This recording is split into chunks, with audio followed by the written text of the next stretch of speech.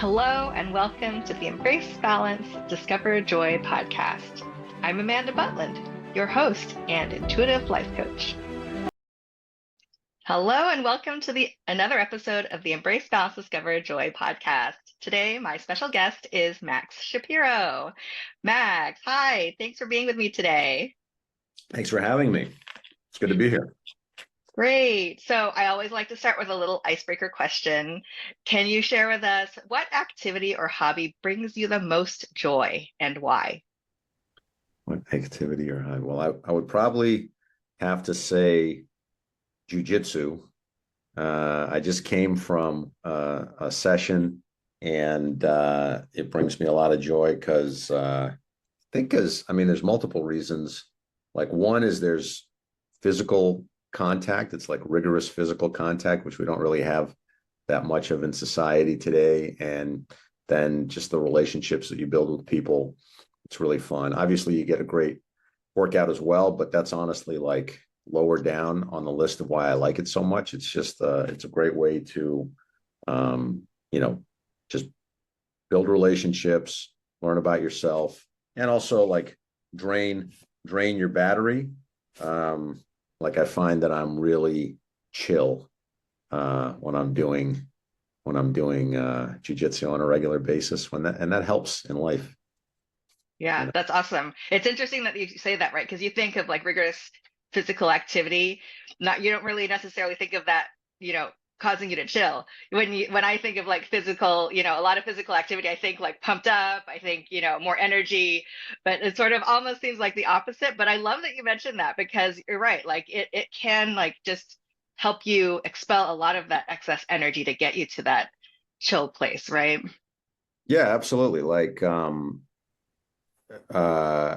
it definitely gives me energy, but it gets me, because it's exhausting.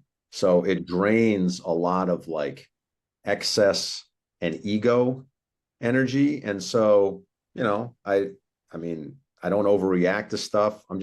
I think it does a good job of getting you to like your authentic self, and Mm, then go through the day, and stuff doesn't bother you as much. You're just in a better place. So yeah, mm. I really like it. All right. So let's get right into talking about life coaching because that's what we're here for. So, can you tell me a little bit, because I know you're also a life coach. Can you tell me a little bit about how you sort of got into that and when you Yeah, started? yeah, absolutely. So it's funny. It wasn't my first introduction. I was going to say my first introduction to life coaching was with Katya, whom you know. That's how you and I know each other. But I actually, when I was living on the East Coast, like, years ago, even decades ago, I knew people who were life coaches, but it was a very like fringe thing. And quite honestly, when somebody told me that they were a life coach, my thought was like, because the people that I knew were life coaches, they didn't seem to be like super successful, right? And my thought was like, well, if you're a life coach, that must mean your life is not going that that well. I don't know, how can you possibly coach other people. But I mean, I knew this was like, you're talking about like either the 90s or like the early 2000s, and it was like two people. But anyway, fast forward a bunch of years, and a, a friend of mine, or somebody I used to be friends with on the East Coast, uh, introduced me to Katya Dmitrieva, who runs ILCATE, where I teach, and suggested that I work with her as a life coach. And I was like, okay, cool. So we started working together. Um, and so that was like my, I guess, modern day introduction to life coaching. Ultimately, I moved over here to California, where I live, and then Katya opened her school in 2020 in the pandemic, and I was in the first class. And my like I guess my view of life coaching and what kind of role it would play in my life has evolved over time. I like I knew that I wanted to be in that class, but I didn't really know what would come after. And then ever since I did that class, then I've been teaching in the program, and also have been coaching as well. Um, I I have another business that I run. So what it wasn't like the primary focus of my business life to develop like a life coaching business. But I've known all along that it very much gives me a lot of fulfillment, and like there's something there that my other business does not give me. And so I knew I wanted to be involved in it. And I would really say that life coaching has kind of, well, I mean, definitely has changed my life, but it's kind of like become a very integral part of my life. Like the principles that we practice and talk about in life coaching, I mean, I use them on myself, really, and I use them in all areas of my life. So it really is, I think, a way of looking at life. And then now I'm actually also starting to build out that business and to advertise more my own coaching service. Actually, you were an inspiration for Oh, was that. I? Yes. And I've told Katya this, but when you joined our class, you were kind of very timid, right? And watching you, flourish through the course of the class, and then you opening your own business. And when you I remember, like, it was actually the day that I decided to advertise my own life coaching services was the day when you told us you were starting your own business, right? And Oh, I'm like, that's all. You know what? Like, I'm teaching all these people, and I'm watching them become life coaches themselves and start their own business. I was like, why am I not advertising myself more? So you played a large role in kind of finally getting me to be more active in developing that business. So it's been pretty good. oh, awesome. Well, thank you for that. And I'm excited for you to start building your own business because you have been doing it for a few years, and that's exciting. That's an exciting next step for Yeah. you. I'm just curious because you'd mentioned the other business that you have, and you mentioned that you don't necessarily get a lot of fulfillment from that, and you do get a lot of fulfillment from the life coaching side, and what you do with that, and teaching and all those things. Have the skills that you've learned through life coaching, is there like, have you used those in your other business to maybe like help shift how that business feels for you? I'm just curious. Yeah, absolutely. So my other business is a commercial real estate finance business. I wouldn't say I don't get fulfillment. I do get fulfillment from it. It's different. It feels Mm, different. And I mean, it's a financial business, right? We're talking about money most of the time, and so it's very practical and pragmatic in a lot of ways, and not as much maybe spiritual or emotion based. So it's mm, nice to have a balance with the life coaching stuff. But again, the principles of relating to people, asking questions and listening, because I'm dealing with people all the time in real estate, right? I mhm. have clients and just people that I deal with. So the principles that we practice in life coaching transfer directly, and they absolutely make me better in my business, in my real estate business. And yeah, it's to have both sides, they kind of complete each other. Because conversely, I don't think I would be happy just focusing on life coaching exclusively as well, right? I Mm. like having both sides, if that makes Yeah. sense. Yeah, Yeah. no, that makes sense. I like how you describe that as sort of a balance between two different things where you have really a lot more, it's like analytical, financial, like more sort of maybe more head brainy. And then you've got the other more spiritual, emotional, and then that combination of those two sort of do bring that balance across the two sides, and help balance each other out. And so that totally makes sense that you can't have one without the other. You wouldn't want either one alone. So it Yeah. totally makes sense. I wanted to ask you because you also mentioned earlier about how how coaching has changed your life and changed the way that you interact. Can you talk a little bit more about sort of like maybe what you were like before life coaching came into your life and how that how you've changed? Yeah, I mean, so I was definitely less happy. Um, you know, I think that so life coaching at its core is about listening and asking good questions. Um, and so and we can do that with ourselves as well. So I think like we in life coaching we talk a lot about not trying to be problem solvers, right? Like we're like if a client comes in and starts talking about a problem and we start focusing on the problem and try to solve the problem, we're actually missing the point, right? And what we really want to focus on is the person and why they're having a problem and why that situation is a problem for them, right? And helping the person to change so that their perspective on their life and their problems changes as well. So I think using that principle with myself, I just get better and better at doing that. And so uh, like it's amazing how so much of what we think is real or like what is happening in our life is our own perception.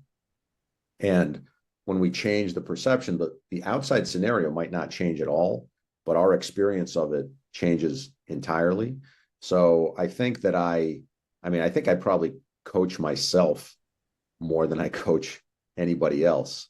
So it definitely has changed my my approach to myself. Like, okay, you asked a question like, what was I like before life coaching? I would say from like most of my life, from being a very little kid, I really beat myself up a lot. And I think a lot of people do that. I was, you know, I was, very hard on myself as far as being critical and just really kind of being negative with myself mentally.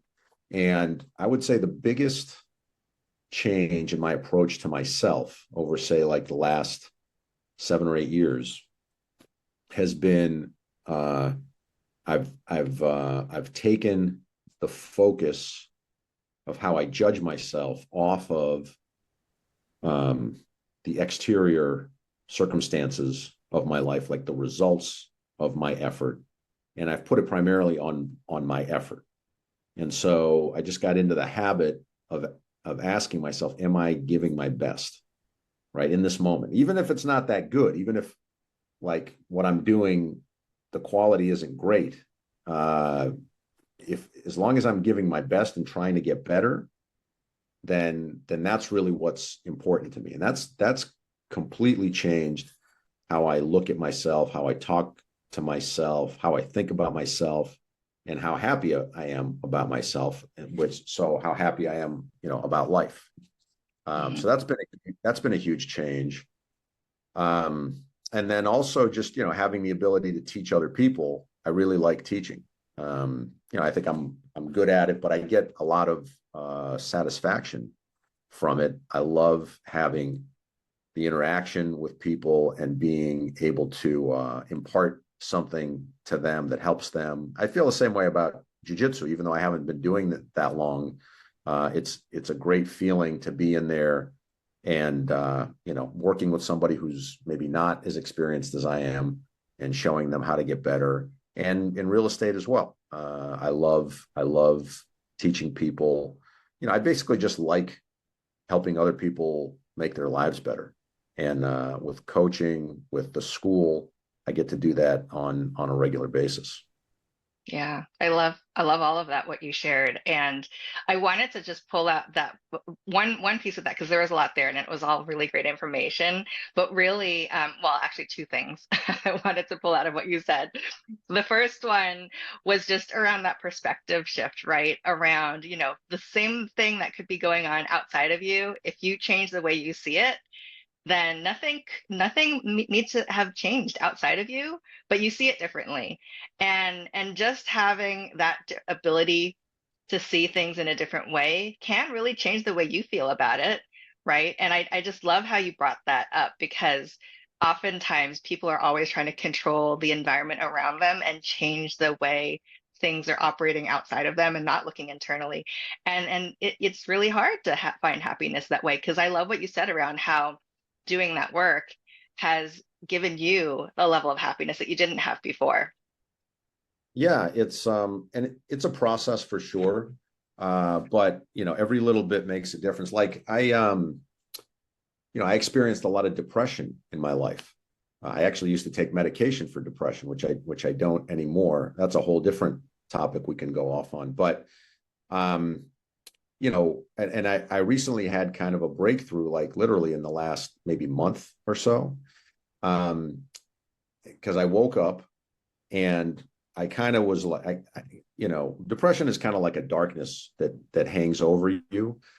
And so, that, like, for most of my life, looking back, like I would wake up with that kind of menacing kind of fear of, the day, right? Like I have to go live this day, in this life that's hard, whatever. It was just like a negative voice or feeling. And I woke up with that feeling, but what was different about it that day was it didn't feel a part of me. It was like separate from me. And it was separate enough that I could recognize that it was separate and I could remove it. And like for the first time in, like, 40 plus years, yeah, I could see that, sadness or negativity as being outside of myself, and was able to say, oh, that's not actually part of me. I don't need that. And it was literally like taking something that's on a shelf and like taking it off the shelf, or you know what I mean? Like it was great. And that whatever that was a month ago or whenever that was, that effect has stayed with me, right? Like it's like peeling a layer off of whatever stands between me and, the universe or God or whatever you want to call it, right? And I mean, that didn't just happen in one day. Like that's the result of years of whatever meditation and raising my consciousness and all this kind of stuff. But the fact that could happen is beautiful. And yeah, so that's, I guess, an example of because the kind of lower consciousness way of looking at stuff when we're sad or unhappy, and it's the way I looked at stuff for a lot of my life is, well, I'm unhappy, so the things that around me, my car, my relationship, my house, my job, they must be making me unhappy, so I have to change them, right? But the real change has to happen inside, and then we might also end up changing things on the outside as a result of that. But it has to start on the inside. Yeah, absolutely. It is. It's an inside job. That's what they say, right? Yeah. All right. Yeah. So the other thing I wanted to touch back on was something that you'd said earlier on as well. And it had to do with sort of when you had first, started getting into life coaching and understanding what it was, but also then what it really is. And you had mentioned like it's not about solving the problem. It's about helping the person, look within. And I wanted to bring that up because I think a lot of people maybe don't necessarily understand what life coaching is when they hear coaching, because when you hear the word coach, you think Mhm. of like a business coach or like a sports coach, and you're thinking like somebody's telling me what I should be doing better, right? Right. But life coaching is not actually that, right? Like you mentioned, it's asking the questions and going internal and helping people see things differently. So I did want to touch on that a little bit, because I think often people have a misperception about what life coaching is all about. And so I wanted to dive into that a little bit deeper. Yeah, absolutely. Yeah, like life coaching is actually anti-telling, right? Like the one thing we don't do in life coaching, almost never. I mean, you know, you can once in a while, but you try to stay away from is actually telling people what to do to make things better. Um, and I was thinking about this the other day, kind of in conjunction with marketing my own services that really like because people talk about being executive coaches, business coaches, different kind of coaches, and a life coach sounds very general, and I think maybe some people could look at that and say, well, maybe it's not as effective, or it doesn't apply to me as much. But the great thing about at least life coaching the way we teach it in ILCATE is that you really can help anybody from any walk of life in any part of their life. So in my role as a coach, there are times when I'm a business coach, right? There are times when I'm a relationship coach. There are times when I'm a whatever coach. Now, if somebody is in, say, the aerospace business and they specifically need to know how to change their operations, it's a very technical thing. Yeah, there's probably a level at which I can't help that person and they need an actual somebody who's a specialist in their business. But then it's not really coaching, it's more consulting. It's a totally different thing, right? So in coaching, we talk about we don't have to be an expert in the person or their life. We have to be an expert in coaching. And so the question then becomes, what is coaching? So at the heart of it, coaching is listening. And I think if it's done really well, it's intuitive listening. And we do a lot of practice on that in ILCATE. And then based on that listening and what you hear and what you feel, uh, asking good questions. And good questions are not complicated questions. That's the other thing, right? Like people ask questions, and you see it all the time in interviews, on podcasts or on TV or whatever. Like people in general are really bad at asking questions because they ask these because they think they have to hear themselves talk. And the more that they talk, the more interesting it is. Actually, the less you talk as the question asker, the more interesting the conversation becomes. So people like ask these long run-on questions, and they stack questions. They ask one question after another. They don't know where to end it. And in coaching, we talk about how the best questions are the shortest and most simple questions, and they're the broadest questions, meaning they're open-ended, and it's not a yes or no question. They're questions that require, that basically leave the door open for the client to just wander around in their own psyche or whatever and discover stuff about themselves. And that's really the foundation of it. And then the other thing you were alluding to was we talk about coaching to the person, not the problem. So if your client comes in and oh, I had an argument with my spouse, my job, I hate my boss, my kids, this and that. It's very human and understandable to start delving into those different aspects and try to get more details about why did you argue with your husband, or what do you not like about your boss, or what's happening with your kids. And we actually teach that to stay away from going down those rabbit holes, because that's not where the answer is.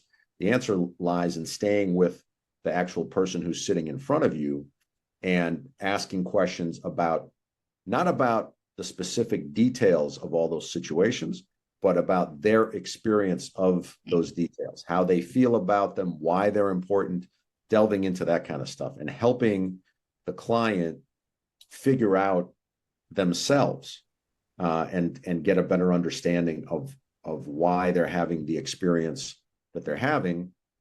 And then they can start to figure out how to improve that experience for themselves. So that's really what what we teach and what I think good coaching is at its heart. Yeah, thank you for all of that. That was very informational and educational. And I just want to say that like you are the master of the simple open-ended question. So, You're it's thank you, but I mean it's so it's so counterintuitive or counter logical, whatever, because you do think, oh, to get the most information out of this person, I have to ask a really smart, like intricately worded question. And it's actually the opposite, right? It's amazing how far you can get and how quickly you can get far asking like super short questions that are almost like so simple that you think that they're too simple. Mhm. But the reason that that's effective is because the simpler your question, as long as it's open-ended, the more room, the less limit it puts on how the client can answer, right? The more detail you put into your question, that means the more qualifiers there are on how the client can answer to stay within the bounds of your question. So the less bounds there are on your question, again, as long as it's open-ended, the less limits there are on how the client can answer, which gives them free reign to just wander all around. And that's what really leads them to the best realizations. Yeah, yeah, absolutely. Thank you for that. I wanted to start to wrap up. I just wanted to open it up for you. Is there anything that you have on your mind that you'd like to share with our audience?